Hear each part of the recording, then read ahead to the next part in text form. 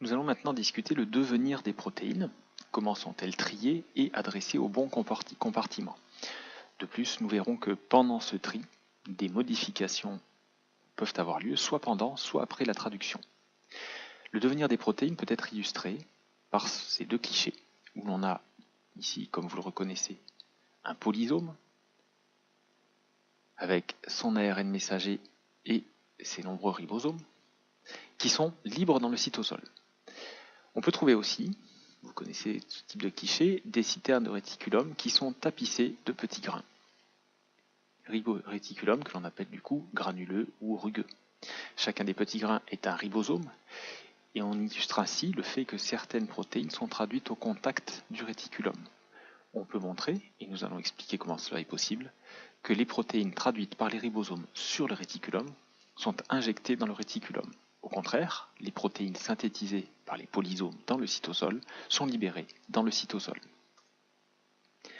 Ainsi, nous allons étudier le devenir de deux types de protéines, celles qui sont libérées directement dans le cytosol, traduites par les polysomes, et celles qui au contraire sont adressées au réticulum et qui pour un bon nombre seront sécrétées à l'extérieur des cellules.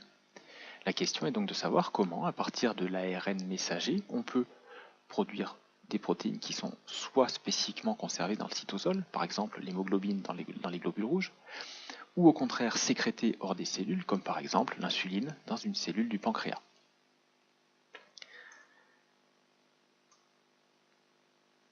Le choix d'injecter une protéine dans le réticulum ou au contraire de laisser cette protéine dans le cytosol se fait dès le début de la traduction. En effet, pour les protéines qui sont injectées dans le réticulum et qui sont donc traduites par des ribosomes liés au réticulum, on constate que la partie amino-terminale de la protéine, la première synthétisée et donc la première à sortir du ribosome, comporte une séquence qui est conservée dans toutes les protéines retrouvées dans le réticulum.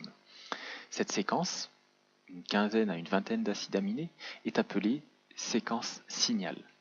Lorsque cette séquence signal est synthétisée et sort du ribosome, elle est immédiatement reconnue par un récepteur spécifique, qu'on appelle particule de reconnaissance du signal, ou SRP, qui stoppe momentanément la traduction et permet l'ancrage du ribosome en cours de traduction sur le réticulum. Et cet ancrage ne se fait pas au hasard, il se fait au contact d'un canal à travers lequel la protéine en cours de synthèse est injectée vers la lumière de la citerne du réticulum endoplasmique. Au contraire, si une protéine synthétisée ne contient pas ce signal, la traduction se poursuit dans le cytosol et on observe une traduction sur polysome.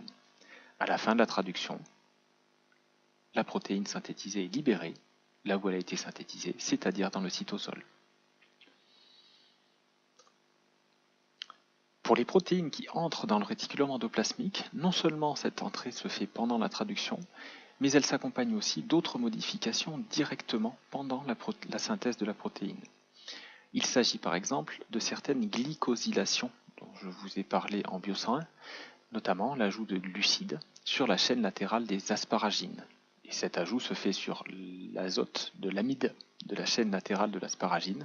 On parle donc de N-glycosylation qui se produit dans le réticulum endoplasmique. Ici, vous retrouvez le cytosol au-dessus de la membrane, en bas la lumière du réticulum endoplasmique et donc ici, entre les deux, la membrane du réticulum endoplasmique qui est ici granuleux puisqu'on y trouve un ribosome. Ce ribosome est ancré et injecte à travers un canal membranaire la protéine en cours de synthèse. On doit donc trouver quelque part par là le peptide signal de cette protéine. Et bien pendant cette synthèse, certains oligosaccharides sont transférés en bloc sur la chaîne latérale des asparagines. C'est la N-glycosylation. Si cette N-glycosylation ne se produit pas, la protéine synthétisée est très rapidement dégradée et termine sa vie avant même de l'avoir commencé.